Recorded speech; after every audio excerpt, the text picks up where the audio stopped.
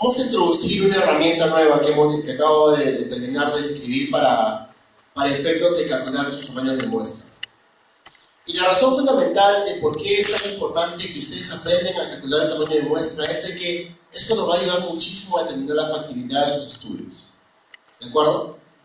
Cuando ustedes justifican su hipótesis, justifican necesitan tener una idea de cuál es el estimado que desean calcular.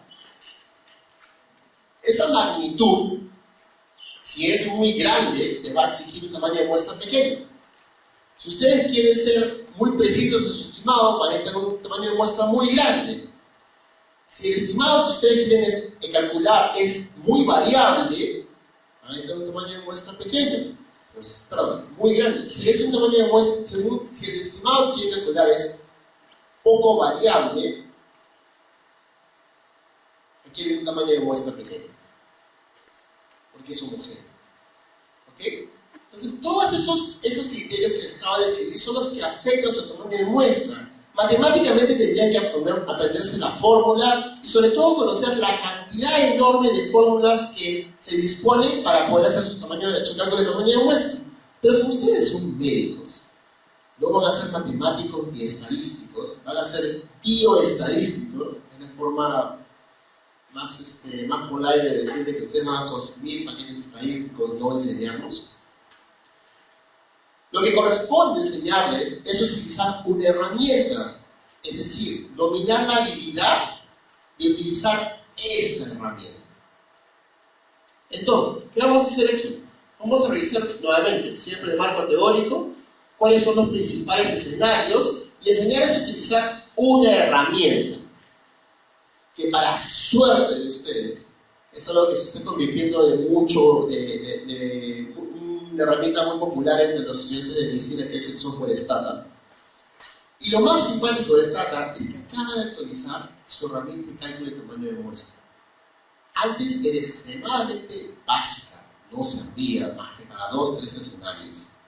Ahora no, ahora han asumido el reto porque había un software que se llamaba PASS, que era el software profesional para el cálculo de tamaño de muestra.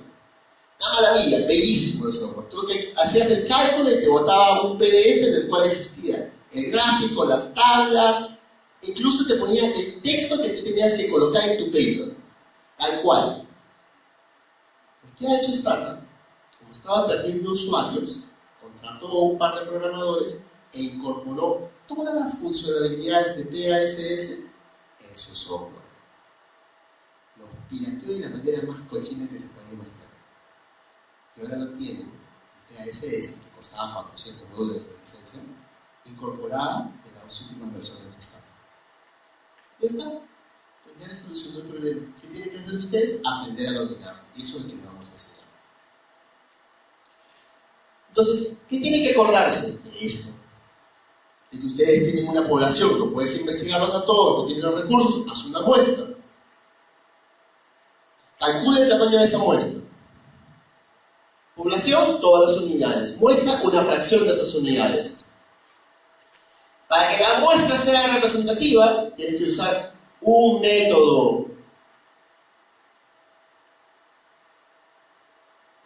Para que cada parámetro específico tenga igual oportunidad, cada elemento tiene igual oportunidad de ser seleccionado de la muestra. Entonces el método de aleatorización, para que todos los sujetos, teniendo la misma chance de participar en tu muestra, salgan en tu tamaño de muestra. Y consigues una muestra representativa. ¿Qué pasa si alguno de estos sujetos tienen más chances de ser muestreados? Estás introduciendo un sesgo de selección. ¿Cuál es el típico sesgo de selección que ustedes introducen en cada uno de sus estudios? Porque hacen el estudio de hospital. ¿Quiénes tienen más chance de tener el evento de interés, que es una enfermedad? ¿Los pacientes que están en su casa o los que van al hospital? ¿De dónde vas a sacar tus controles? ¿De entre los que acudieron al hospital? No, pues. Estás sesgando tu estudio. ¿De acuerdo? Por más que hagas una muestra aleatorizada de los pacientes que no fueron casos que acudieron a tu hospital, ya sabes a priori que hay un sesgo importante. Lo aceptas o vives con eso, cuando haces tus conclusiones, eres muy cauto al sacar tus conclusiones, o lo ignoras y metes la pata. Estadístico, variabilidad. Estadístico es cualquier medida cuantitativa, cualquier. Peso, talla, lo que tú quieras.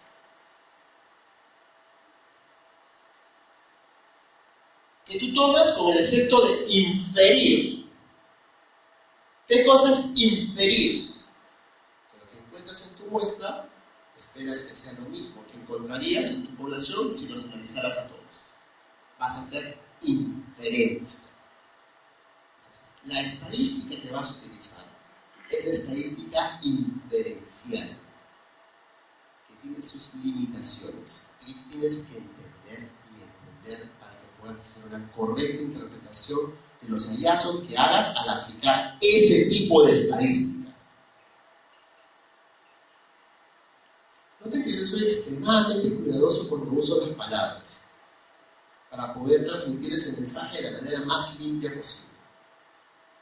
Dicho sea de paso, esos son los beneficios de maquillar los contenidos y editar la misma charla varias veces. Esa variabilidad se traduce en una medida de dispersión, que si la distribución de tu variable de interés es normal, tu medida de dispersión, ¿cuál es? La desviación estándar, que se traduce luego en tu error estándar, en tu error de medición esperado.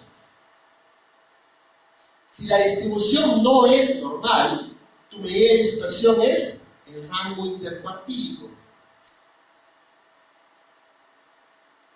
Y tu medida de tendencia central es la mediana. Pues todo cambia dependiendo de qué álbum escojas. Vas a escoger, tu estudiante de pregrado, un outcome que es de distribución no paramétrica.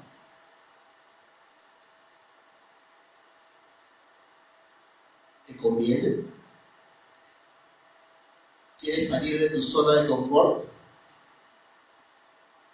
Entonces piénsalo, pues. Cuando tú economices y priorices tus variables, si tienes para escoger entre una no paramétrica y una paramétrica, y ambas son de interés de estudio, escoge la no paramétrica. Y ya está. Posterga en tu orden de prioridades la no paramétrica para que no te compliques. Y simplifícate la vida. Pero por una razón justificable.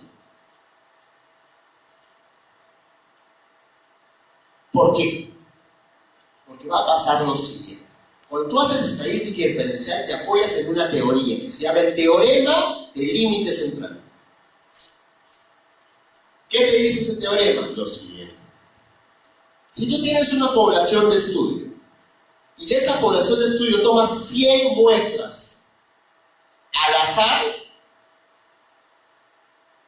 estadísticamente en 5 de ellas vas a fallar miserablemente en medir el efecto real de interés. Ojo aquí, cuando tú hablas de tu intervalo de confianza, estás hablando del muestreo, pero no del muestreo de una muestra, sino de la teoría detrás. En el caso hipotético de que tú sacaras 100 muestras al azar de la misma población de estudio, en 5 de ellas vas a fallar miserablemente, porque cuando calculaste el tamaño de esa muestra, tú prefijaste tu intervalo de confianza en 95%. Son 100 muestras tomadas, calculadas, con un error aceptado de 5%. Eso quiere decir que si tomaras 100 muestras, en 5 vas a fallar en medir el efecto esperado. Entonces, esta es tu población de estudio. Esta es la muestra que tomaste, la muestra número 1. Y con esa vas a hacer tu estudio.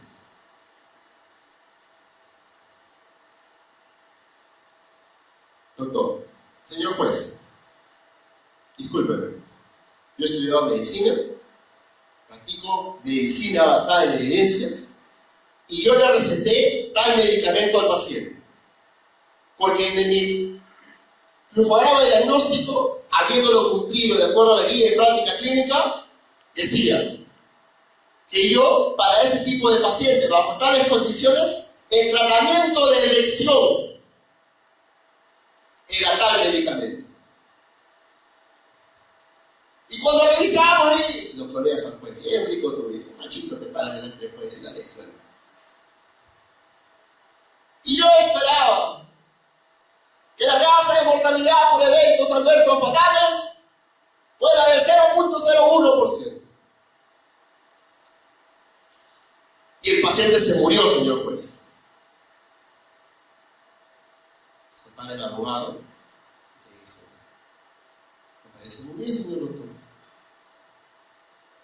Usted, cuando recetó el medicamento, ¿sabía que existía la probabilidad de que el paciente se muera, sí o no? Sí. Pero era la posibilidad de muerte, pero sabía. Consciente de que existía la probabilidad de que el paciente se muera, usted le dio el medicamento.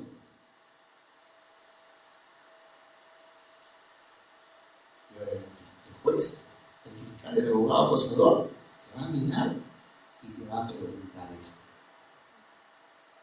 Y tú, con 2 dedos de frente, que ni te acordabas, te vas a decir. Lo que pasa, señor abogado, es que todos los médicos practicamos medicina basada en evidencias por un error esperado del 5%.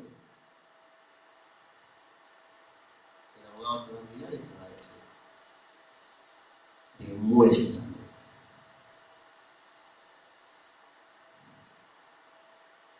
Que en el caso de mi paciente que se murió, tenía la certeza de que ese error no iba a suceder.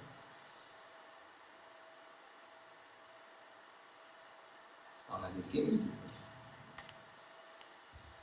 Y explícame que esa muestra en la que tú confiabas la tomaste sabiendo que podía haber fallado miserablemente, porque era un ensayo clínico nada más. Y que efectivamente, cuando hiciste lectura crítica,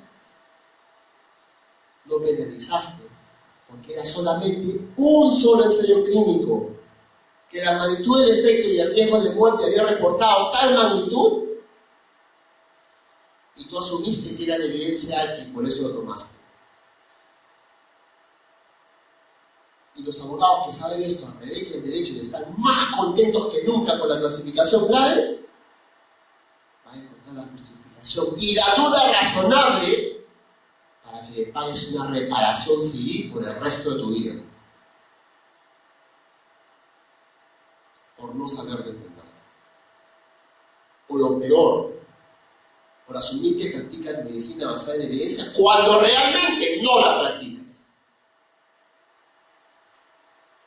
Y te olvidan. Ustedes hacen su metodología de investigación, estadística básica, saben a priori qué cosa es el Lyell medio positivo, falso negativo, error tipo 1, error tipo 2. Y cuando van a practicar la medicina, dicen: el paciente tiene la enfermedad porque salió la prueba positiva. ¿Así? ¿Y tu falso positivo dónde está? ¿Y tu teorema de Bayes, que ni te acuerdas? ¿Cuál es la probabilidad de que el paciente tenga la enfermedad si da positivo a la prueba, cuando la prueba tiene una probabilidad de error de tanto y la prevalencia de enfermedad es de tanto?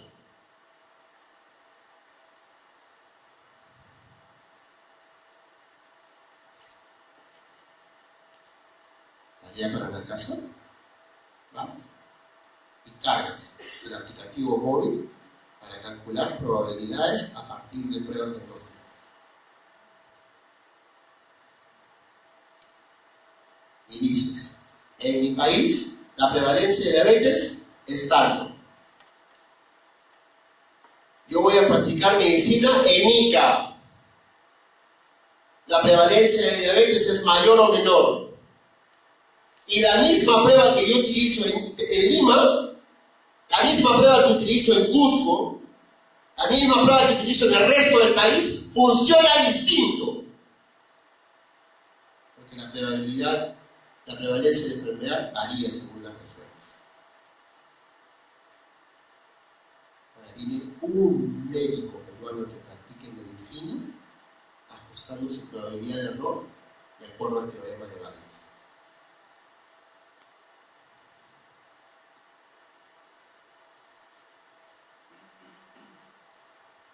Validez y confiabilidad.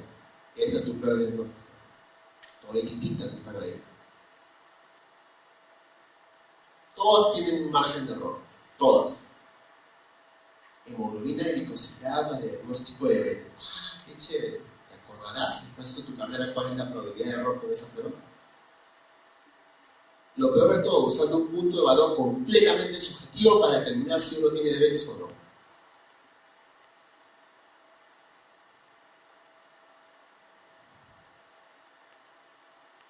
Si es confiable, pero no válido. Entonces, es confiable y válido.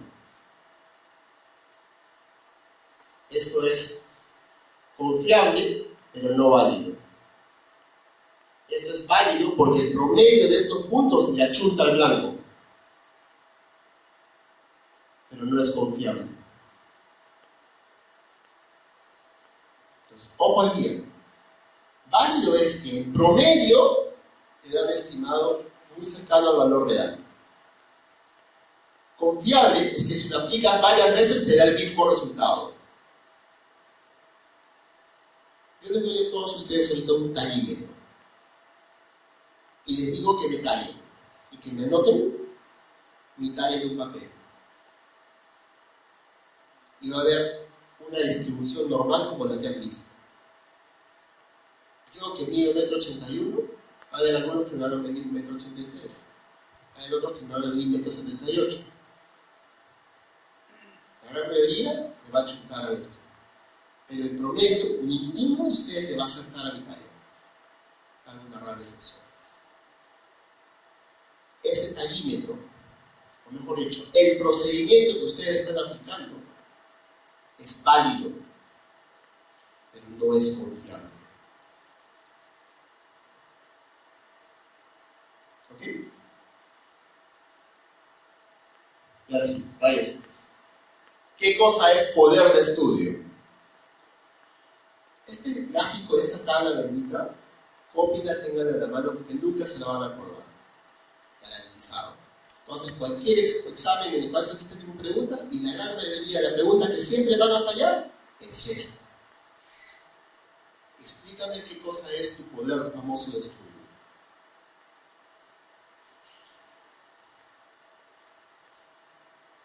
El poder de estudio es la probabilidad de que rechaces la hipótesis nula cuando la hipótesis nula es falsa. Y haces tu tablita de 2×2. Esta es la realidad cuando la hipótesis es verdadera o cuando es falsa. Y esto es lo que tú mides en tu estudio. Y tú decides, o rechazas la hipótesis o no la rechazas. Ojo al término, ¿eh? A que me pongo acá, acepto la hipótesis nula, lo jalo. Porque en estadística intelectual tú no aceptas nada, tú no demuestras nada. Tú concluyes a partir de que tienes evidencia para rechazar la hipótesis nula. Nunca para aceptarla. E insisto, si tú no encuentras diferencias, no significa que no existan. Porque existe la posibilidad de que no tengas poder de estudio. De que la probabilidad de que rechaces la hipótesis nula, siendo esta falsa, es muy baja, es muy alta. ¿Ok? Ráyense, medítenlo, mastíquenlo, pero todos los exámenes de residentado y todos los exámenes que van a tomar a posteriori van a incluir una pregunta de este tipo. ¿Qué cosa es el valor P? ¿Qué cosa es el beta? ¿Qué cosa es el poder residual? Tipicazo de exámenes incluso de ENAM. Porque en teoría ustedes dominan esto cuando practican medicina todo el tiempo. ¿Qué cosa es el error tipo 1 o el alfa? Es la probabilidad de que rechaces la hipótesis nula cuando esta es verdadera. Que falles miserablemente. ¿Cuál es el estándar del mercado? El alfa es 0.05, ¿no es cierto? ¿Cuál es la probabilidad? El 5% de que la probabilidad de que rechaces la hipótesis nula cuando sea verdadero. Menor de 0.5. 0.05. Cuando tú interpretes tu valor P, que dicho sea de paso, es un grave error interpretarlo solo. O peor aún, asumir de que la magnitud del valor P te da una idea de la magnitud de la asociación, estás cometiendo un grave error. Hay un montón de artículos que hablan del vicio y el uso y el abuso del bendito valor P. No nos interesa el valor P. ¿Qué es lo que nos interesa? El intervalo de confianza. Entonces, no me vuelvan a reportar ningún resultado de estudio en el que no me coloquen el intervalo de confianza. En mi muestra calculé que la prevalencia es tanto, dame el intervalo de confianza. No me digas que estadísticamente es mayor de 0, que no me interesa. ¿Estamos? Mensajes y las cosas bien claritas, para que no vuelvan a cometer esos errores. Cálculo de tamaño de muestra. Teniendo todo ese marco teórico en la mano, usar la herramienta es más fácil, pues. Oye, ¿qué te hemos enseñado hasta ahorita? Que plantees tus hipótesis, ¿no es cierto? Entonces tú planteas tu hipótesis y dices, comparando la intervención A con el control y esperando tal magnitud de efecto, para este outcome en particular que tiene tal o cual distribución, necesito saber cuánto tamaño de muestra necesito. Y ya le estás diciendo qué tipo de hipótesis vas a plantear. Entonces, recuerda qué necesitas, qué insumos necesitas para calcular tu tamaño de muestra. Primero, ¿cuál es la escala de tu outcome? ¿Es cuantitativa? ¿Es cualitativa? ¿Cuál es la escala? ¿Es una variable de conteo o es una variable continua? Las tijeras y continuas se realizan igual. ¿Es binaria? ¿Es politómica o es ordinal? ¿O es la excepción de que es tiempo para algo, para un evento?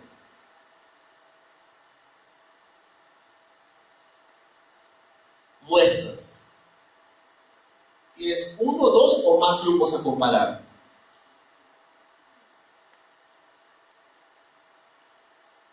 ¿Tus muestras son dependientes o independientes?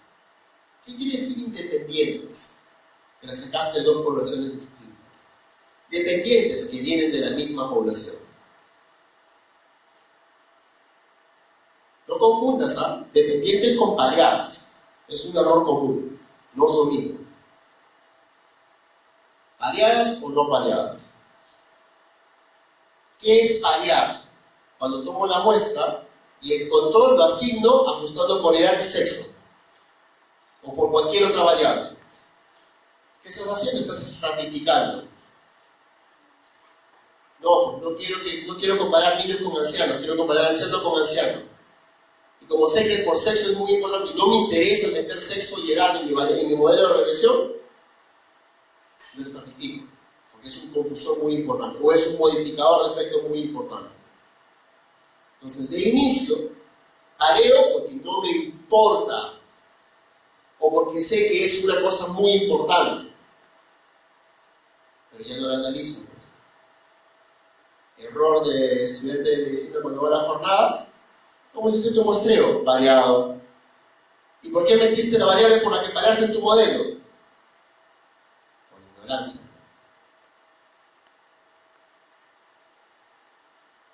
Tu alfa. El alfa del mercado, 5%, 80%. Pero si tu estudio es exploratorio y no tienes una idea clara de qué vas a encontrar, ¿por qué usas el estándar? Todos saltan, yo también salto, pues. Fíjate como un alfa es.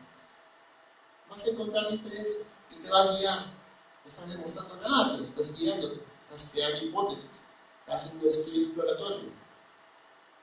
Oye, estoy investigando muertes en niños. ¿Y vas a aceptar 5%? Ok, 5 niños que se mueran no te importa a ti. ¿Puedes darte el lujo de subir el estándar de mercado porque tu agua es sumamente sensible? No, pues ya no. Estás obligado a elevar el estándar. ¿Vas a reportar una vacuna? Te chequea cómo calculan el tamaño de muestra de esa vacuna para ese estudio de vacunas. ¿Usa el 95%? No. Usa el 99%. Porque por cuestiones de seguridad no pueden poner a poblaciones en general en riesgo. Cuando hagas estudios en población general, ojo, ese estándar del 95% ya no se respeta. Tienes que ser más exigente que eso. Si el efecto que quieres estimar es pequeño, el tamaño de muestra es enorme. Si el efecto que quieres estimar es grande, un R de 40, pues de 10, de 4, el tamaño de muestra es pequeño. Si quieres calcular un R de 1.5 o 2, el tamaño de muestra no baja de 400 sujetos. Y plantea tu hipótesis. ¿Qué dijimos? Equivalencia, superioridad. Acá está tu equivalencia. Acá está tu superioridad. Es un cálculo de muestra. Para un estudio de superioridad, tu tamaño de muestra es más grande. Ok. Escenarios. Ojo al día. Y esa es la parte que me estoy pudiendo en desarrollar porque ya probamos y no funciona. ¿Cómo le enseñas a alguien a hacer un cálculo de tamaño de muestra? Metodología validada basada en escenarios. No hay mejor forma. ¿Me vas a enseñar a hacer el cálculo de la fórmula matemática? No sirve. ¿Qué tienes que hacer? Darle la herramienta y darle un ejemplo de cómo se utiliza. Explicarle las limitaciones y qué cosas tiene que modificar y guiarlo para que lo replique. Entonces, ¿qué tienes que hacer? Replicar ejemplos para que entiendas qué es lo que varía. Entonces, ¿qué hemos elaborado para la certificación? ¿Qué estamos desarrollando para la certificación? Un script in do file, que es un código que tú puedes correr tantas veces se te da la gana en cada uno de los escenarios y con cada combinación posible. Es larguísimo, ¿ya? Pero para todo efecto práctico, permítame presentártelo. Si tú tienes una muestra, una sola, un estudio no comparado, un estudio descriptivo, quieres estimar una prevalencia, esta es tu hipótesis. Quiero demostrar si la prevalencia es del 20%. Perfecto. Tu hipótesis es P igual 0.2. ¿Cuál es tu hipótesis alterna? Que es diferente. Tú quieres estimar una media. No, me interesa saber la talla promedio de la población. Perfecto. ¿Cuál es su estadístico? Un promedio. ¿Qué vas a hacer? Hipótesis es que el promedio de talla es 1,70 m. Y contrastas. Lo que yo encuentro es igual a 1,70 m. ¿Es diferente? Diferente de 1,70 m. No estoy diciendo si es mayor o menor. Si vas a hacer superioridad, plantéala como superioridad. Y lo cambias. Quiero demostrar si la promedio de talla de los estudiantes de medicina de la facultad de la Universidad de Lima es mayor que el promedio nacional. Y pruebo si es estadísticamente mayor o no. Y le cambias de dirección a la hipótesis. Tengo muestras independientes. Perfecto. Tengo la población de Lima y la población de Ica. O tengo la población de expuestos y no expuestos. tengo casos y controles. Ojo, ¿qué determina si independencia o no dependencia? ¿Qué cosa es independiente y qué cosa es dependiente? Es si viene de la misma población. Si viene de la misma población, la cosa es distinta. ¿Por qué? Por lo siguiente. En el caso de una variable cuantitativa, tú tienes la desviación estándar de ese promedio. Entonces, cuando tú sacas de poblaciones distintas, la variabilidad de ese promedio cambia. Pero si lo sacas de la misma población, es la misma variabilidad. Entonces, tu tamaño de muestra se afecta por la variabilidad del estimado que quieres. Entonces, varía mucho. Tienes que utilizar una fórmula distinta. Si la desviación estándar de tu estimado cambia porque lo tomaste de otra población. Entonces, la lógica es eso. Por eso es que el estadístico, el dominante te va a pedir ese dato. Oye, ¿estás midiendo tu auto en continuo, no? Sí, ya, perfecto. ¿La desviación estándar es igual para todos o lo tomaste de otra población y tienes que darme el valor de esa desviación estándar? Y esa es tu dependencia. Si son independientes, puede ser calcular diferencias medias o de proporciones. Hipótesis is. La media de uno es igual a la media del otro. Si lo quieres superioridad, mayor. ¿Por qué? Porque lo que está diciendo es matemática y colegio. ¿Qué pasa si paso este 1 para acá? Digo, la diferencia de 2, la media de 2 menos la diferencia de 1 es igual a 0. Es contrastable hipótesis. ¿Cuál es su contraparte? La contraparte igual es diferente. Pero ahí viene la confusión, porque cuando tú planteas superioridad, la superioridad no la cambias en la hipótesis nula, la cambias en la hipótesis alterna. Como hemos visto acá. Entonces, ese mayor lo colocas aquí. Por eso es que en tu estata, cuando tú vas a ver la prueba de superioridad, te botan los 3. Y la mayoría de software hace lo mismo. Porque ese es el supuesto teórico del investigador. El software lo calcula igualito. Muestras pareadas. Cuando haces muestras pareadas, tú tienes tu tablita de 2×2. Pero como has pareado, ya no tienes ABCD. Lo que tienes es código. Columna 1, fila 1. Y lo que tú interesas son los valores discordantes. Entonces, en tu prueba de hipótesis, lo que tú estás probando es esto. Que los valores discordantes, que es la columna 1, fila 1, es igual a la columna 1, fila 2. Comparación de grupos. No te interesa el resto. La hipótesis es distinta porque estás pareando. En el análisis de varianza, cuando tú haces tu prueba F, lo que estás pidiendo, ¿qué cosa es? Estás preguntando si alguno de los grupos es distinto al resto. ¿Quién tiene una ANOVA univariado? Tú tienes una sola variable.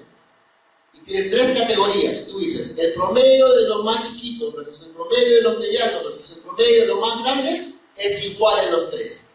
Esa es tu prueba de hipótesis. La contraparte, ¿cuál es? Que al menos uno es diferente, no te dice cuál. Esa es otra prueba. ANOVA o Ferroni. Toda esa cuestión lo tienes que saber. Cuando haces uno bivariado, un análisis de ANOVA bivariado, es porque tienes grupos de comparación en cada categoría. Tienes casos control en los bajos, casos control en los medianos, casos control en los altos. Lo que te interesa es la diferencia. Y la prueba de hipótesis, si la diferencia es igual a 0. Igual en todo. Y ahí vas construyendo. Entonces, nuevamente, todo es basado en escenarios. Cada escenario tiene su forma y sus reglas y sus diferentes formatos y fórmulas y todo. Entonces, ¿te interesa saber la fórmula? No. Es más, no la pongas en tu protocolo. Ojo, ¿qué les han dicho ustedes en su proyecto de tesis? No, que tiene que ir la fórmula, ¿no es cierto? Sí, que pegan ahí. ¿Qué fórmula pegan? Incorrecta. Todos me ponen ahí la de acá. Y se raya, ¿no? Población finita, población infinita, que sí. Y cuando vas a ver la hipótesis del estudio es una comparación. Oye, pero tu cálculo lo hiciste para estimar un promedio. En tu resultado me estás poniendo nuevas hipótesis comparativas. Tu cálculo de muestra, ¿para qué lo hiciste? Cuando pones la fórmula, estás diciendo que has hecho un cálculo de tamaño de muestra. ¿Y qué hemos dicho cuando planteas tu hipótesis, tu pregunta tipo? Que tienes diferentes outcomes. Para cada outcome, por lo menos tienes que hacer un cálculo de tamaño de muestra. ¿Dónde está ese dato en tu protocolo? No me interesa que me pongas la fórmula, porque lo que me tienes que poner son varias. Entonces, no me pongas la fórmula, ponme la tabla. O ponme el gráfico. Y dime, Antonio, tengo poder de estudio para esas comparaciones y para el resto no. Ya, pues ya está, y ese es tu trabajo. Esa es la idea de un cálculo de tamaño de muestra. Entonces, Stata, nuevamente, si no lo tienen, bájense la versión trial, dura 30 días. Acaba de salir la última, ¿no? Stata 14. 30 días, te creas 50 cuentas de correo y ya tienes Stata para 3 años.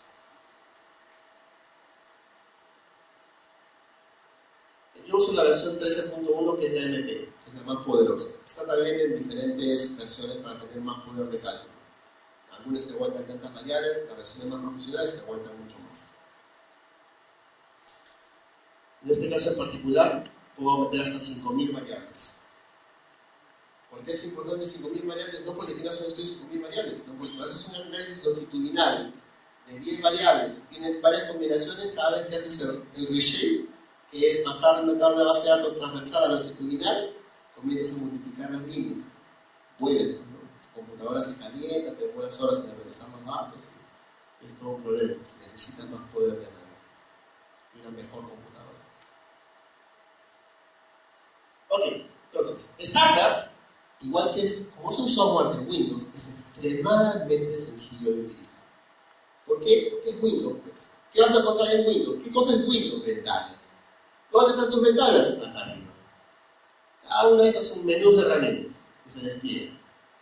Entonces, ¿qué herramienta vamos a aprender a utilizar? La herramienta de cálculo de tamaño de muestra. ¿Cómo se ve? ¿Cómo se mastica? ¿Dónde está? Aquí.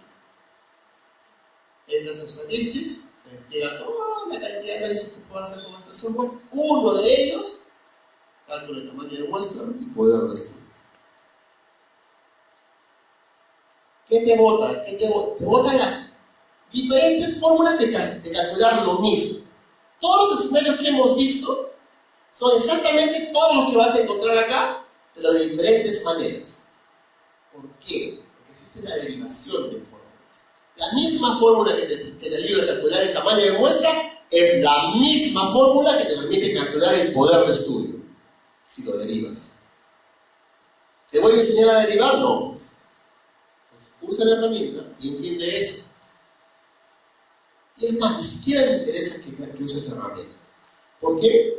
Porque cuando te lo bote, te lo va a botar en inglés. Y tú lo que necesitas es una versión en español. Ahora, ponte a traducir cada una de las explicaciones que vienen en cada gráfico, en cada tabla, que tú vas a esperar copiar en tu protocolo. Ya hice el trabajo por ti. Ya me banqué un montón de horas traduciendo cada uno de los labels para que tengas los gráficos y los pegues. Y no sea cualquier gráfico, sino un gráfico profesional. Es más, después de esa clase puedes ir a hacer carrera como calculador de tamaño de muestra. Se paga bien, entonces de paso. Este es el software que hemos elaborado para ustedes. Se llama cálculo de tamaño de muestra y este es un script. Y arranca. Tamaño de muestra. Tamaño de muestra para estimar incrementos de una media en una misma población. ¿Cuál es ese? Escenario número 1. ¿Te interesa estimar una media? ¿Te interesa estimar una prevalencia? Ahí vas a encontrar el escenario 1 y el escenario 2. ¿Qué herramientas vas a tener en cada escenario? Un montón. Por ejemplo, dice, el escenario 1. ¿Cuáles son los insumos para ese cálculo de tamaño de muestra? ¿Qué prueba vas a utilizar? Una prueba de 2 colas. ¿Qué cosas son colas? Igualdad. No es una cola, es superioridad. para probar la hipótesis de que en este caso la media es 20 versus la media que es diferente, para esperar una diferencia de 10.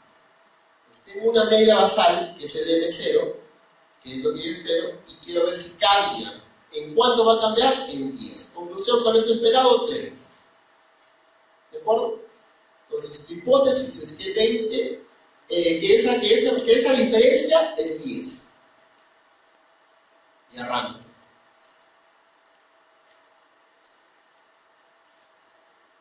Entonces, cada escenario requiere tus insumos. Y las preguntas que hemos planteado son las que tienes que responder porque es el insumo que tú vas a colocar en la herramienta para que te lo calcule. Por convención, intervalo de confianza, tu poder de estudio. Preguntas: ¿cuál es la distribución del diálogo continuo? ¿Viene de una población? Sí, viene de la misma población. ¿Qué hipótesis te interesa? 2 colas. ¿Cuál es tu hipótesis? Que M es igual a M0. ¿Qué cosa es M? M0 más la diferencia. ¿Y cuál es tu hipótesis? Que es diferente. ¿Cuál es tu media basal? 20. ¿Cuál es tu diferencia? 30. Por ende tu media esperada es, perdón, tu diferencia es 10. Por ende tu media esperada es 30. ¿Quién te va a pedir el software? Como viene de la misma población, que le des la medida de dispersión. Que tengas una idea tomada de la literatura de otro estudio, cuál es la dispersión estándar de esa medida. Buscas la literatura y encuentras que es 10. Para hacer la respuesta a esta pregunta, tienes que usar este comando. ¿Y qué insumo le vas a tener? Porque todo viene por defecto. Calcúlame una media cuyo basal sea 20, cuya diferencia esperada sea 10 y que la dispersión sea 10. Antonio, pero tú me has dicho un montón de cosas. ¿Dónde está todo eso? Que es de 2 colas y que es comparación de una media, es one mean. Una media. Intervalo de confianza y poder vienen configurados por defecto. Si quieres cambiarlo al 90%, tienes que usar un comando especial. ¿Dónde están sus comandos? Aquí. Corres esto, perdón, y el output de Stata va a ser este.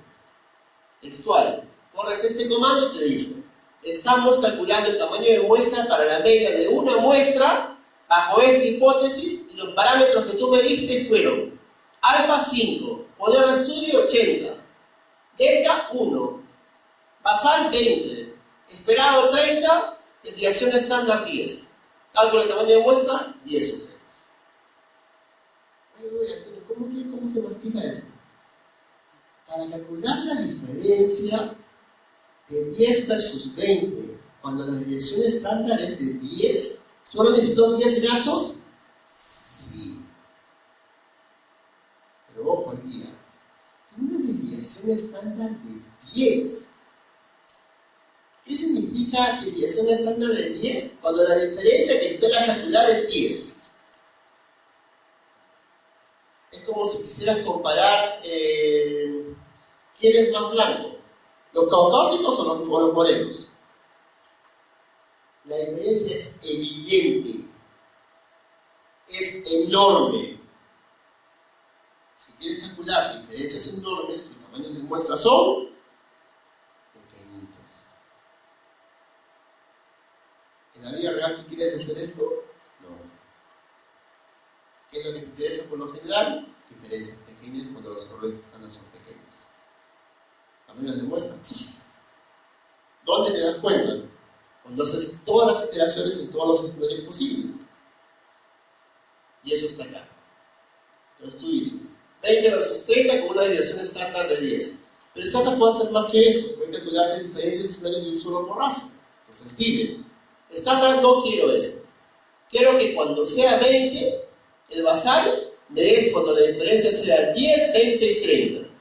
Es más, de acuerdo a la literatura, un paper me dice que la desviación estándar es de 10, el otro que es 12.5, y los colocas. Quiero que me hagas todos los cálculos y me des una tabla bonita y hermosa. Y yo puedo copiar y pegar en mi protocolo. Calcúlame todo eso y en la tabla ponme el alfa, el poder, el n, la diferencia, el basal, el esperado y la desviación estándar. Eso es recontra caprichoso. Correcto. Es más, quiero que me hagas un gráfico de esto. Lo mismo que me lo hagas en tabla, dámelo en gráfico. Si lo quieres en inglés, es hasta acá nomás. Este es el comando de gráfico. Lo colocas aquí y lo borras. Te sale todo en inglés. Pero como lo quieres en español, acá está el traducidito bien bonito. Todo en español. El código ni te interesa cómo se hace, pero ya sabemos, ya lo hice por ti. ¿Cómo se ve? Esta es la tabla. Ese es tu comando. Para estos supuestos, esta es tu tabla. ¿Y dónde está tu N? Acá. Para diferencias más grandes, que es cuando tu esperado aumenta, ya no quiero que sea diferencia de 10, sino de 20 o de 30, tus tamaños de muestra son más pequeños. Cuando la desviación estándar es más grande todavía, tu tamaño de muestra aumenta.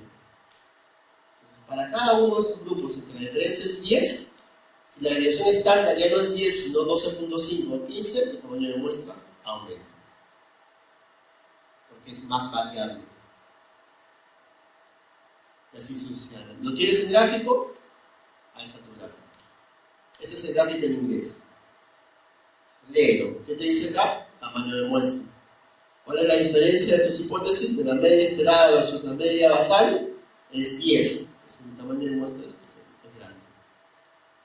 Si la diferencia que espero es mayor, mi tamaño de muestra es más pequeño. Si la diferencia que espero es mucho más grande, mi diferencia es mucho más pequeño, bajo estos parámetros. Alfa de 5, poder de 80 y con un basal de 20. ¿Qué prueba estoy probando acá? Esta es mi prueba de hipótesis que estoy utilizando TDStudent y es el tamaño de muestra para una media en una sola población. ¿Cómo se ve esto en español? Así. Entonces, vas a tener la herramienta para correr todos esos escenarios, pero tienes que modificar los valores. Entonces, la lección de hoy es explicarte qué valores vas a modificar cuando entiendas realmente qué cosa le estás pidiendo al software que calcule. Entonces, tú vas a tener el do file, puedes cambiarlo y utilizarlo y hacer las coordenadas que se te da la gana. Pero si cambias en uno, cámbialos en todos. Entonces, esos son los errores que van a cometer. Entonces, copien su versión del do file que van a tener, y guárdenlo en el original y copien lo que quieren modificarlo. Antonio, pero tú me dijiste que puedo hacer la derivada. No me interesa que me des el tamaño de muestra, quiero que me calcules el poder de estudio. ¿Entiendes cómo funciona el comando? Agregas el tamaño de muestra ahí, corres el gráfico y te lo actualizas. Y esta vez no te va a dar el N, sino el poder de estudio. ¿Cuál es el poder de estudio que tú quieres? La pregunta acá es distinta. Oye, Antonio, con un tamaño de muestra de tanto, bajo las mismas condiciones, ¿cuánto poder de estudio tengo?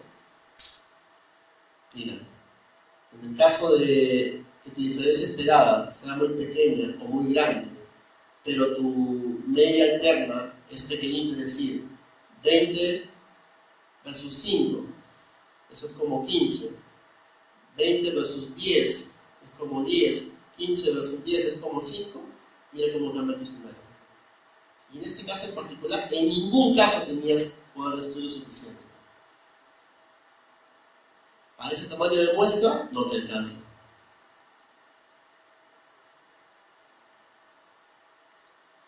Y están los escenarios. Cuando tienes una muestra de 8 y vas subiendo de 12. Entonces, la gracia de esto es la siguiente. Ustedes tienen que tener muchísimo cuidado, o mejor dicho, la factibilidad de tu estudio está determinada por la plata que tienes para enrolar más participantes. Tú sabes que el estudio, si dio marcador SKB o marcador cuesta $500 correr, y solo tienes $1000, no tienes estudio. ¿No? Pues si tienes $1000 y cada corrida te cuesta $20, rezas todo lo demás y tienes para poder hacer un estudio más grande. Entonces la pregunta es distinta. ¿Tengo poder de fuerza suficiente para encontrar qué diferencias? Diferencias enormes. Tu estudio de rata, ¿no es cierto? Típico de hematología. Oye, ¿voy a encontrar diferencias pequeñas? No, porque solo tengo para triplicar 10 grafos en cada grupo. Ok, con 10 ratas en cada grupo, ¿para cuánto poder de estudio me alcanza? ¿Para cuánta diferencia? Y lo justificas. Mi estudio está diseñado para encontrar diferencias grandes de variabilidades pequeñas con un pasable muy pequeñito y un control enorme. Y ya está. Ya lo hiciste. Si encontraste diferencia, encontraste, pues ya está. Pero si no las encontraste, no tienes idea si no existe. No tienes poder de estudio para encontrarlas. Entonces, puedes hacer el mismo gráfico para el medio objetivo, para el tamaño de muestra, pero esta vez puedes pedirle que te dé la diferencia esperada. Puedes hacer el mismo gráfico, pero para la diferencia de proporciones. Entonces, todos estos gráficos son los que tú vas a poder en tu file. Tamaño de muestra para diferencia esperada, tamaño de muestra para poder de estudio para tamaño de muestra y todas las combinaciones posibles. ¿Para qué escenarios? Para medias de una población, para proporciones de una población, para comparación de medias de dos poblaciones, para diferencia de medias variadas, para comparación de medias de diferentes grupos, para diferencia de medias de grupos y controles, para diferencia de medias variadas, para análisis del nodo direccional, etcétera, etcétera. Entonces, la herramienta que van a tener ustedes es sumamente poderosa. En la certificación nos vamos a obligar a hacer ejercicios. Y las preguntas del examen son en función de ejercicios. Y el ejercicio está en identificar el comando correcto para la hipótesis correcta bajo los supuestos correctos. Eso es todo lo que tiene que saber el cálculo de tamaño de muestra. Adicionalmente, la pregunta es cómo se traduce ese gráfico en un texto, que es lo que ustedes van a pegar en su paper. El texto es de paporreta. Lo único que tienen que cambiar qué cosas son los valores de los supuestos y describir el escenario en el que estás calculando el tamaño de muestra. ¿Qué tal? Chévere, ¿no? No somos que ya tienen nada, todo está masticadito y listo para que lo utilicen. Entonces, aprendan a utilizarlo bien. No hay otra forma mejor de aprender a hacer cálculo de tamaño de muestra más que teniendo la herramienta correcta y entendiendo cómo funciona. ¿Ok? Comparación de proporciones, que es lo que ustedes van a hacer a cada rato. Aquí hay un detalle, que es la corrección continua. Cuando hagan su tamaño de cálculo de tamaño de muestra, por defecto vienen con corrección continua. Si a ustedes no les interesa la corrección continua, que es básicamente poner fracciones entre los números enteros, quítenle eso. Y su tamaño de muestra va a ser pequeño. ¿Ya? 132 con corrección continua, 136 sin corrección continua. A la hora de hacer pruebas, uno los hace sin corrección continua por lo general. Pero los paquetes siempre te los calculan todo. Sabiendo eso, te va a salir menos cantidad de rato para tu estudio. Son trucos, son cosas que ustedes van aprendiendo conforme van practicando las cosas.